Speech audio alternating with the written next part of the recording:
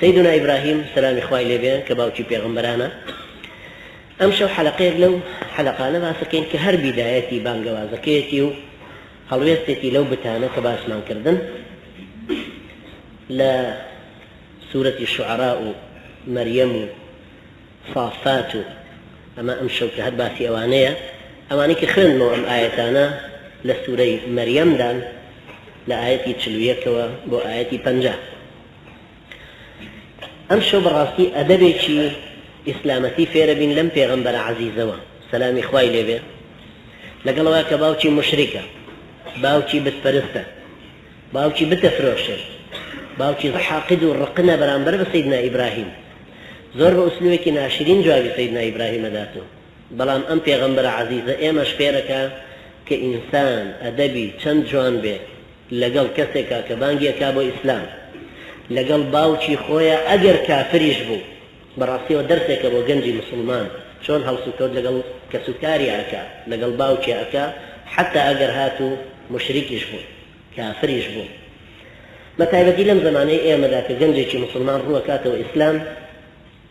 خەڵکانێک دایک و باوکەکەی ئەترسێنن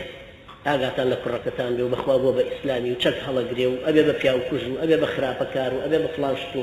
بەو شێوەیە حاصڵەی ترسێنن دایک و باوکەکەش. بە تەئکید هەموو دایکێک حەزەکە کچەکەی خۆی لە خۆی چاکتر بێ. ئەگەر دایکێک شەشی ابتیدایی تەواو کردبێ حەزەکە کچەکەی ثانەوی تەواوکە. ئەگەر باوکێک سێن تۆسەی تەواو کردبێ حەزەکە کوڕەکەی جامعە تەواوکە. بەڵام لە هەمان کاتە ئەم دایک و باوکە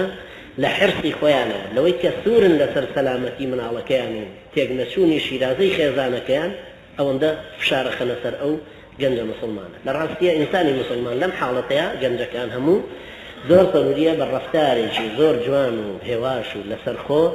وردە وردە ماوەیەکی زۆر دوور و درێژ لەگەڵ ئەو باوکەیە یان لەگەڵ ئەو دایکەیە بژین کە ئەو بەختیانە خەنە سەر هەتا وردە وردە بە ڕەوشتی خۆی بۆی ڕوونەبێتەوە کە ئەمەی ئەم دەستی داوەتە ئیسلامەتیەکی پاک و بێگەردە و عیلاقەی نییە بەسەر هیچ ئەو هەموو تۆمەتانەوە کە هەڵیەبەستن بۆ ئەهلی ئیسلام. ئەوانەش دۆڕاون کە هەموو تۆمەتانە هەڵەبەستن بۆ ئەهلی ئیسلام. سەیری کەم چەند بە ئوسلوبێکی جوان ئەفەرمێ یا ئەبەتی، نافەرمێ یا ئەبوو یان یا ئەبەهوو یان یا ئەبەتو یان یا ئەبەتا، هەمووی لە ئوسلوبێکی زۆر ئیستیعطاف بە عەرەبی پێڵێن لەگەڵ تەوەسل. يعني زۆر شێوەیەکی جوان بۆ سەرنجڕاکێشانی سەیدنا بۆ هی باوکی ئەفەرمێ یا ئەبەتی لەم ئوسلوبە جوان. ئیمامی زەمەخشەری ڕەحمەتی خوای لێبێ لە کتێبی الكشافة کە یەکێکە لە تەفسیرە بەلاغیەکانی قورئانی پیرۆز ئەفەرمێ أراد أن ينصح أباه ويعظه فيما كان متورطا فيه من الخطأ العظيم والارتكاب الشنيع الذي عصى فيه أمر العقلاء وانسلخ عن قضية التمييز ومن الغباوة التي ليس بعدها غباوة، كيف رتب الكلام معه في أحسن اتساق مع استعمال المجاملة واللطف والرفق واللين والأدب الجميل والخلق الحسن، متنصحا في ذلك بنصيحة ربه عز وجل. يعني كان أسلوب مجاملتي جوان وريكوكيت بكارهن. طبعا شوار جاب لنا أفرمي يا أبتي يا أبتي يا أبتي لشوار آية كم نصيحتها. إذ قال لأبيه يا أبت لم تعبد ما لا يسمع ولا يبصر ولا يغني عنك شيئا. لآية دوهما هداية دانيتي يا أبت إني قد جاءني من العلم ما لم يأتك فاتبعني أهدك صراطا سويا. لسيما تحذيرا يا أبت لا تعبد الشيطان إن الشيطان كان للرحمن يا أبت كان للرحمن عصيا. شوارع مش تخويفة ترسان دنيتي يا أبت إني أخاف أن يمسك عذاب من الرحمن فتكون للشيطان وليا. ترجمة عامي معناه كان بابرين تفسيرك السريع كلمة كان أو هيك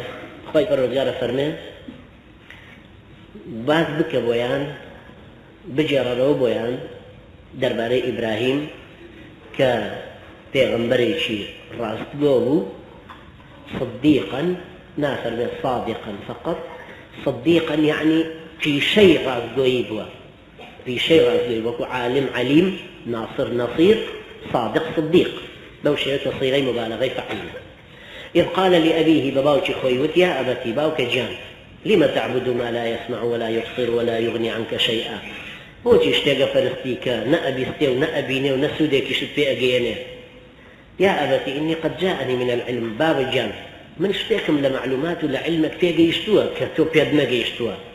فاتبعني أهديك صراطا سويا شوێنی من بکەوە هەتاکو هدایەتت بدەم ڕێنیشان دەرێتیت بکەم بۆ ڕێبازێکی ڕاست يا أبتي لا تعبد الشيطان بابا جان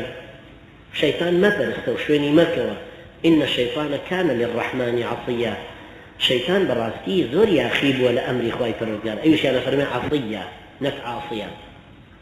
يا أبتي إني أخاف أن يمسك عذاب من الرحمن بابا جان من زۆر ئەترسم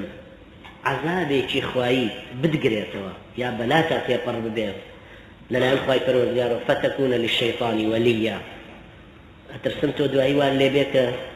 سەرپەرشتیارت شەیطان بێت قال أراغب أنت عن آلهتي يا إبراهيم وتي إبراهيم تۆ بێزار بووی لە خواکانی من لئن لم تنتهي لأرجمنك واهجرني مليا ئەگەر کۆتایی بەم قسانە نەهێنی واز لەم هەڵوێستەی خۆت نەهێنی ئەوە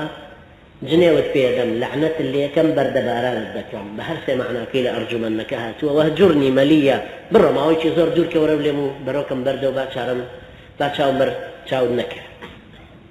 قال سلام عليك سلامی لە باوکی سلامی خواحافیزە سلامی هێمنی و ئاسوودەیی و ئاشتی سأستغفر لك ربي داوای لێبوردنت بۆ کەم لە خوای پەروەردگار داوا ئەکەم خوای پەروەردگار هیدایەتت بدا إنه كان بي حفيا من تجربەم کردووە خوای پەروەردگار لەگەڵ منە زۆر بە لوتفە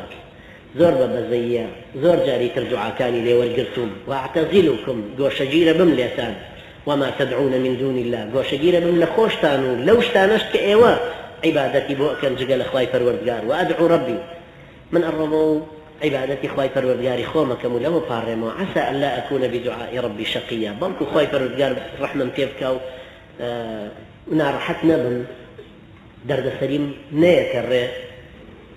فلما اعتزلهم وما يعبدون هەر وەختێکیش کە لێیان جودا بووە و لەوەی کە ئەشیان پەرست لە جایەکی خواي پەروەردگار دایان نابوو بەخوا وهبنا له إسحاق ويعقوب ئێمەش ئیسحاق و یعقوبمان پێبەخشی کە دوو کوڕی خۆیەتی وكلا جعلنا نبيا هەردووکیشمان کردن بە پێغەمبەر ووهبنا لهم من رحمتنا لە ڕەحمەتی خۆمان و پێمان بەخشیون وجعلنا لهم لسان صدق عليا وامان لێ کردوون کە هەمیشە بە ڕاستگۆیی باسییان بکرێ و لە هەموو جێگا و ڕێگایەک ئەمە تەرجمەیەکی عامی تەفسیرێکی عامی ئەو چەند ئاەتە بوو کە خوێنمانەوە